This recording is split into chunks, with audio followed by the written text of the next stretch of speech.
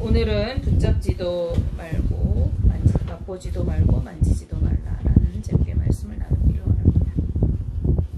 네, 오늘 말씀은요, 바울이 골로새 지방에 있는 교회들에게 보낸 서신서입니다. 바울은 에바브라를 통해서 골로새 교회의 소식을 듣게 되는데, 그들이 아름다운 신앙의 미덕을 가지고 있었기 때문에 바울이 하나님께 감사를 드리는 것으로 이 서신을 시작하고 있습니다. 골로새서 1장 3절에서 5절 말씀을 보시면, 우리가 너희를 위하여 기도할 때마다 하나님 곧 우리 주 예수 그리스도의 아버지께 감사하노라. 이는 그리스도 예수 안에 너희의 믿음과 모든 성도에 대한 사랑을 들었음이요 너희를 위하여 하늘에 쌓아둔 소망으로 말미암음이니 곧 너희가 전에 복음 진리의 말씀을 들은 것이라 라고 말씀합니다. 말씀을 통해서 우리는 바울이 감사한 이유는 이 골로새 교인들의 믿음 가운데 거하면서 서로 사랑하고 또 복음으로 인해 소망을 품고 생활하고 있었기 때문인 것을 우리가 볼 수 있습니다. 그런데 바울이 바로 이어서 교회의 머리이신 예수 그리스도, 그리고 그분을 통하여 구원을 이루신 하나님에 관한 그 말씀을 서술하고 있습니다. 즉 구원에 관한 복음을 설명하고 있는 것입니다. 바울은 골로새서 2장 4절 말씀에서 복음을 말하는 이유를 이렇게 밝히고 있어요. 내가 이것을 말함은 아무도 교묘한 말로 너희를 속이지 못하게 하려 함이니. 아멘. 예, 당시 초대교회에는 대두되는 문제 중에 가장 큰 문제가 거짓 교사들, 즉 이단들이 교회에 들어와서 혼란을 야기하고 있는, 그래서 성도들을 복음에서 떠나게 하는 문제였습니다. 이 거짓 교사들의 특징은요, 예수 그리스도의 신적 권위를 부정하는 것입니다. 즉 예수 그리스도를 믿음으로 구원받았다고 하는 이신득이 사상에 입각한 정통 복음을 부정하고 구원의 방법들을 제시하여서 성도들에게 혼란을 야기하고 있는 것이었어요. 그리고 이제 라오디게아 교회와 이 골로새 교회에도 이런 거짓 교훈을 가진 이단들이 들어와서 교회를 혼잡하게 하고 있었던 것입니다. 이단들은 거짓 교훈을 가지고 그리스도 안에서 이제 막 믿음을 뿌리내리고 있는 그러한 성도들에게 외적인 어떤 종교의식을 잣대로 들이밀면서 어떤 신앙이 더 바른지를 설명하고, 또 그들의 교훈이 신앙의 척도인 것처럼, 마치 그것을 따라야만 올바른 신앙인 것처럼 이렇게 전하는 것이었어요. 이들은 종교적인 외형의 모습을 중요시하고 신앙의 형식을 강조하는 형식주의자들이었습니다. 이런 형식주의의 신앙은 성도들의 신앙을 이 등급을 매기게 되어져요. 그래서 어떤 사람이 신앙을 잘하고 못하는가 판단을 하거나, 아니면은 자신의 어떤 신앙적인 행위들을 자랑하면서 교만에 빠질 위험성이 있었습니다. 신앙의 형식 자체는 중요한 것이기 때문에 그것이 잘못된 것이 아닙니다. 그런데 문제가 되는 것은 이것이 주의가 될 때가 문제예요. 형식주의가 되어질 때입니다. 주의가 되면은 이 신앙에는 그 신앙의 내용이 있어요. 그리고 그 내용을 담는 것이 형식이라고 하면, 그래서 내용이 주가 되고 형식이 부가 되어야 되는데, 형식주의가 되어지면은 이 부가적인 그 외적인 것이 이제 주가 되어지게 되어서 그 외형적인 것에 치중하게 되고 오히려 주된 기능을 상실하게 되는, 그래서 뒤바뀌게 되는 것이 되기 때문에 성도들이 복음을 통해서 자유를 얻게 되었는데 그 자유를 박탈하게 되고 교회 안에 분리를 가져오게 되는 결과를 낳게 되어집니다. 이러한 이단 사상이 당시 골로새 교회에 세 종류의 이단 사상이 존재하고 있었어요. 우리가 이것을 살펴보면서 우리가 신앙생활 하는데 조심해야 할 것들을 한번 생각해 보기로 하네요. 첫째로는 유대주의에 입각해 있는 율법주의자들이 이 골로새 교회에 있었습니다. 이들은 할례를 행하는 사람들이에요. 그래서 할례 행할 것을 이 이방 교회, 골로새 교회도 강조했습니다. 그리고 율법 규정에 의해서 먹고 마셔야 하는 것들, 그리고 절기와 안식일 등에 관한 율법을 준수할 것을 구원받은 자들이 마땅히 행해야 하는 것으로 강조하였습니다. 이런 율법주의자들의 주장은 믿음으로 구원받았다는 바울이 전한 이 복음을 받아들이고 이제 믿음의 뿌리를 이렇게 내리고 있는 성도들의 신앙을 혼란스럽게 하였던 거죠. 성도들이 생각하는 거예요. 믿기만 하면 된다며, 믿기만 하면 구원을 받는다고 했는데 아니었나? 우리가 율법도 지켜야 하는 것인가? 하면서 이 믿음이 혼란을 겪게 그리고 더러는 이 율법주의를 따르기도 했습니다. 그러나 예수 그리스도와 연합하여서 이제 십자가에서 죽고 다시 살게 된 성도들은 예수 그리스도께서 율법의 이 효력을 완전히 제거하셨기 때문에 율법을 지키는지 지키지 않는지에 따라서 신앙의 구원의 판단을 받는 그러한 사람들이 아닌 것이죠. 또 율법을 지키기 위해서 행동해서는 안 되는 사람들인 거예요. 그것은 세상의 초등학문을 따르는 것과 같기 때문에 그렇습니다. 우리 성도들은 예수 그리스도로 말미암아서 이제 초등학문인 율법에서 벗어났기 때문에 율법을 쫓는 것이 부당한 것이 되는 것입니다. 따라서 성도들은 위의 것을 찾아야 하는 자들이에요. 이제 하늘의 비밀을 알고 탐구하는 자들인 것입니다. 초등학문의 특징이 무엇인가 우리가 생각해 보기로 합니다. 초등학문은 언제 배우냐면 아직 어리고 판단력이 미숙할 때, 그리고 학문이 아주 취약할 때, 배움이 없을 때, 그때 배우는 것이 초등학문입니다. 그래서 초등학문은 안전을 위해서, 그리고 판단 능력과 어떠한 지식의 기반을 쌓기 위해서 행위적인 제약을 많이 두게 되어지는 거예요. 그래서 이것은 해야 하고 이것은 하지 말아야 하는 어떤 행동적인 제약을 많이 담고 있는 교육이 초등학문이라고 할 수 있겠습니다. 무엇이 옳고 그른 것인지를 일일이 언급해 주는 것입니다.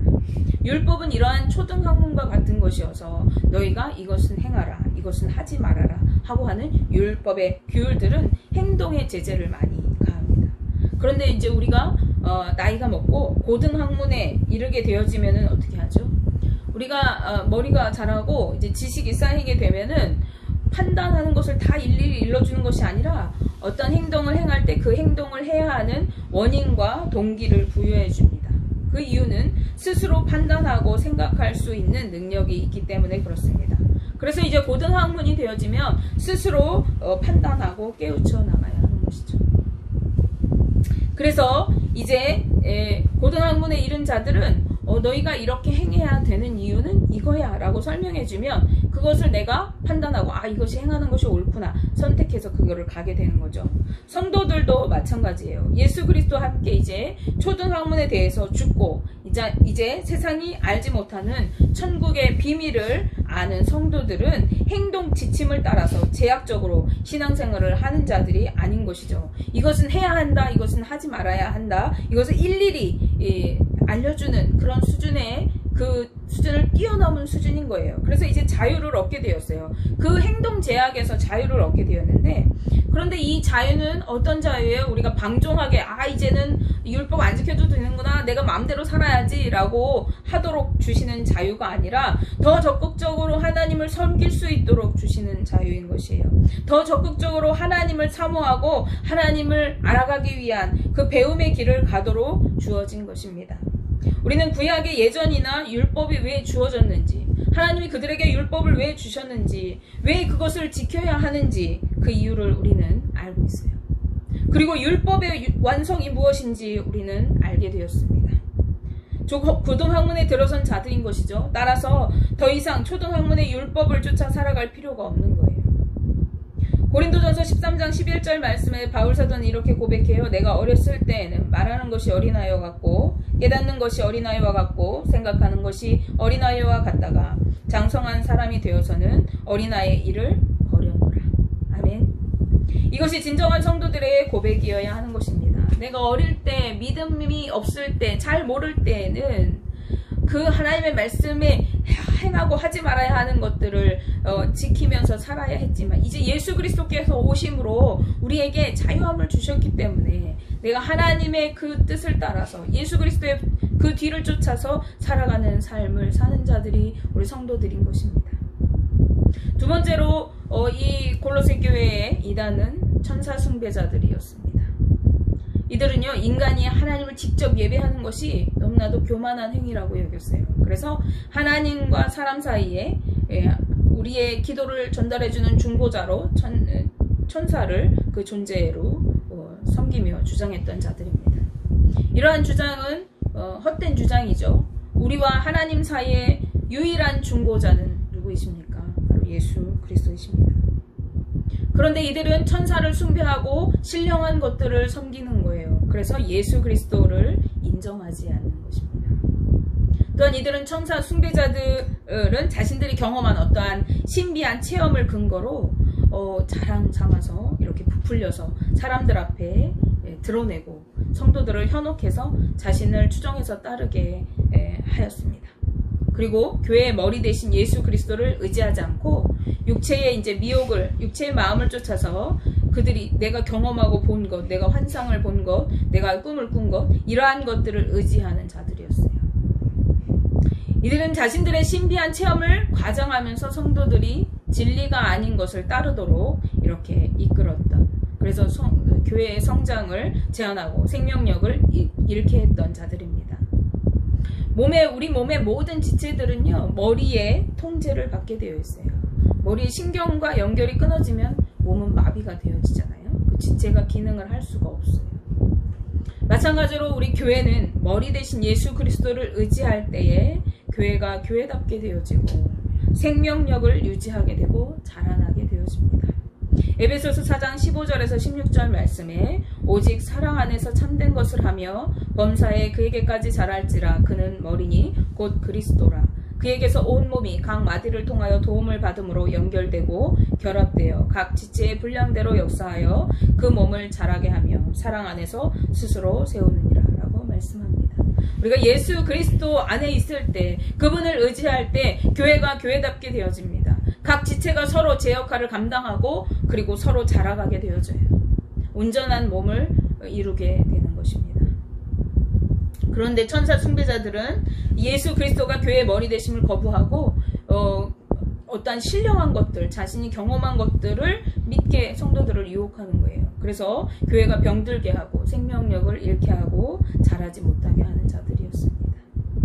우리가 어떤 영적인 신령한 것들을 막 쫓아가면서 살아가면요, 예수 그리스도가 없는 신앙생활을 할 수가 있는 거예요. 마지막으로 골로새 교회에는요, 금욕주의자들이 있었습니다.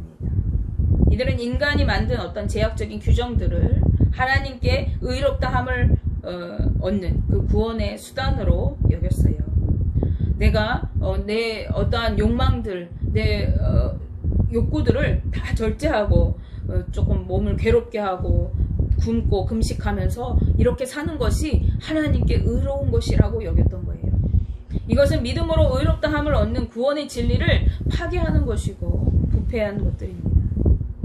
인간의 고안에 의한 이들의 교훈은요, 스스로 제멋대로 섬기는 것은, 그리고 거짓되고 밖으로 겸손해 보이는 것 같은 그럴듯한 모습을 나타내는, 그리고 몸을 괴롭게 하고 힘들게 하는 데에는 그럴듯하게 지혜롭게 보이는 교훈처럼 여겨졌어요.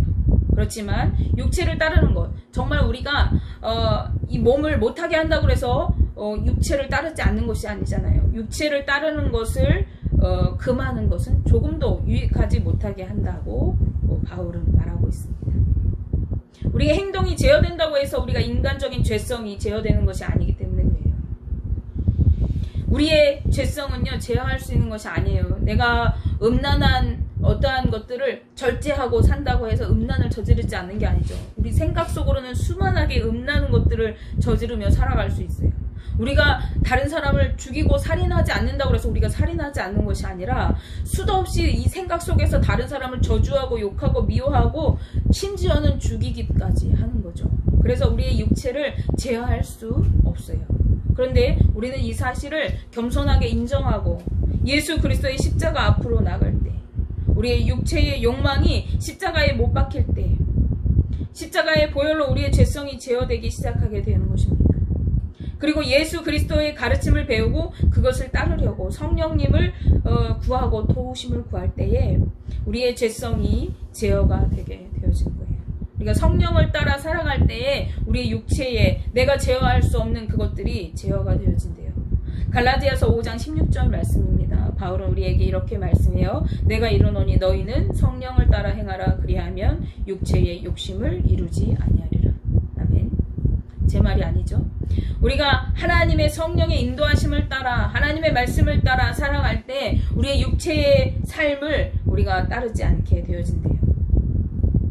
행동을 참고 금하는 것이 아니라 성령의 인도하심을 따라 살아갈 때 우리 육체의 욕망을 따르지 않고 우리가 하나님의 뜻을 따라 살아갈 수 있게 되는 것입니다. 그런데 이 이단과 거짓 교훈들의 특징이 있어요. 이 특징이 뭐냐면 모두 눈에 보이는 외적인 것에 초점을 두고 있다는 것입니다. 율법을 지키며 살아야 된다 하는 건 뭐예요? 네가 착하게 살아야 돼. 율법에서 하지 말라는 거 하지 말고 하라는 거 해야 돼 라는 것이죠. 천사 숭배자들은 어떤 거예요? 내가 신령한 것을 봤어. 내가 경험했어. 너 이거 따라와봐 라고 하는 거죠. 어떤 보여지는 거. 또 금욕주의자들은 어떻습니까? 겉으로 거룩한 척하고 겸손한 척합니다. 속으로는 오만 가지 죄를 지으면서 그렇게 살아가는 거죠. 신앙이 아직 어리거나 또 바르지 못한 거짓 신앙일수록 우리는 눈에 보이는 이러한 외적인 것들에 초점을 두고 집착하면서 그것으로 만족을 누리고자 합니다. 따라서 진실한 신앙인인지 아닌지 하는 것을 우리가 분별하려고 하면 그가 무엇을 추구하고 무엇에 집착하는지를 보면 알 수가 있어요. 예수님께서는 바리새인과 세리의 기도에 대해서 말씀하시면서 열심히 자신이 외형적인 것들을 자랑 삼아서 고백하고 기도했던 그 바리새인이 아니라 자신이 죄인임을 고백했던 세리가 하나님께 의롭다 여김을 받았다고 말씀하셨습니다. 하나님, 나는 저 세리와 같지 않게 나는 거룩합니다. 나는 예배를 열심히 잘 지켰어요. 나는 금식하며 열심히 기도했습니다. 나는 헌금도 많이 했습니다. 나는 교회 한 번도 안 빠졌습니다. 하나님, 나는 이렇게 의롭게 살았습니다. 자신의 어떤 외형적인 것들을 자랑하고 드러냈던 그 바리새인이 하나님 앞에 의롭다 여김을 받지 못했다는 것입니다. 또한 예수님은 나더러 주여 주여 하는 자마다 다 천국에 올 것이 아니라고 하시면서 주의 이름으로 선지자 노릇도 하고 주의 이름으로 귀신도 내쫓고 주의 이름으로 많은 권능을 행했노라고 말하는 자에게 내가 너희를 도무지 알지 못하니 불법을 행한 자들아 내게서 떠나가라고 말씀하셨습니다. 구원은 종교적인 어떤 의식으로 받는 것이 아닙니다. 어떠한 행위로서 구원을 받는 것은 더더욱 아닙니다. 구원은 오직 예수 그리스도를 믿음으로 받는 것입니다. 따라서 외형적인 어떤 모습이 아니라 예수 그리스도를 중심으로 생각하고 예수 그리스도를 중심으로 세상을 바라보고 예수 그리스도를 중심으로 세상을 이해하는 것이 가장 성도에게 가치 있는 일입니다. 하나님의 형상을 따라 새 사람이 된 성도들은 이 세상의 것들을 쫓아 살아가는 자들이 아니라 위의 것을 찾는 삶을 살아가는 사람들인 것입니다. 왜냐하면 죄에 대하여, 세상에 대하여, 그리고 이 세상의 초등학문인 율법에 대하여 죽은 자들이기 때문에 더 이상 옛사람의 성품이나 행실 그리고 죄악된 세상의 방식을 따라 살아갈 수 없게 되는 것입니다. 이런 것들을 붙잡지도 맛보지도 또 만지지도 말라고 말씀하신 것입니다. 그렇다면 우리는 아무렇게나 살아도 되는 것일까요? 율법을 따를 필요도 없고 금욕적인 삶을 살아가는 것도 소용이 없다고 하고 또 신비적인 체험이나 어떤 것들을 쫓아서 천사를 숭배하고 섬기는 것도 옳지 않은 것이라고 하면 우리는 예수 그리스도를 믿기만 하면 아무렇게나 살아가도 되는 것일까요? 우리의 삶은 그냥 자유롭게 내 맘대로 사는 것이 옳은 것일까요? 이러한 생각들을 가졌기 때문에 또 다른 이단들이 생겨났어요. 그것이 뭐냐면 쾌락주의고 그것이 뭐냐면 구원파입니다. 서두에 말씀드렸듯이 우리에게 주님께서 예수 그리스도를 통해서 자유를 주신 이유는 하나님을 더욱더 잘 섬기고 하나님을 더욱더 알아가도록 힘쓰기 위해서 주셨다고 했습니다. 따라서 진정한 그리스도인이라면 진정 예수 그리스도를 삶의 최고의 목표를 여기고 그를 따르는 자라고 하면 위의 것을 찾으면서 하나님의 나라를 소망하며 사는 자들이라고 하면 나무와 열매와 같이 삶에서 그리스도인으로서 윤리적인 실천을 통해서 신앙의 열매들이 나타나야 하는 것입니다. 그것이 자연스러운 일인 것이에요. 이것은 중요한 순차적인 문제입니다. 우리가 어떤 행위를 통해서 구원을 얻진 않아요. 그래서 내가 하나님 앞에 잘 보이려고 열심히 기도하고 예배드리고 열심히 착한 일하고 전도하고 선한 일을 베풀고 막 이렇게 살아가는 것이 내가 하나님 앞에 의롭게 더 여겨지는 것이고 내가 기도 조금 덜 하면 하나님 미워하고 내가 기도 많이 하면 하나님 이뻐하고 이것이 아니라는 것이에요. 그렇지만 우리가 하나님의 거룩한 백성으로 새 사람 된 자들이라고 하면 자연히 성령을 따라 살아갈 때 우리의 삶 속에서 올바른 하나님의 뜻을 따라 살아가는 삶의 열매들이 맺혀진다는 것입니다.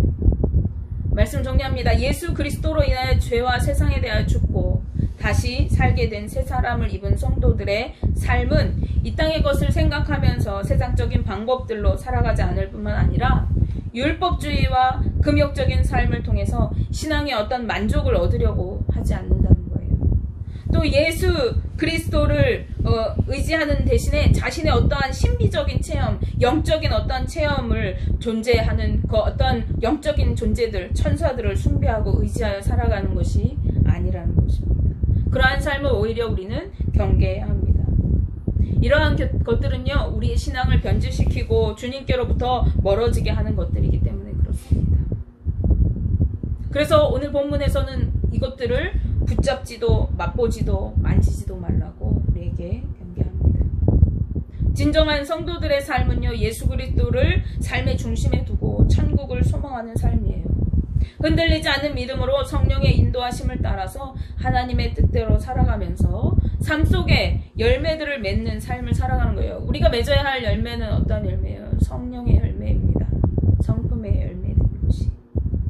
그러한 삶을 사는 것이 우리 성도들의 삶인 것입니다. 원하기는 우리 동성교회 모든 성도님들이 이러한 삶으로 믿음 안에서 성령의 열매들을 맺으며 하나님의 거룩한 백성으로 주님 다시 오실 때에 주님과 함께 나타나는 삶을 살아가는 거룩하고 복된 인생 되시기를 주님의 이름으로 축복하며 기도합니다.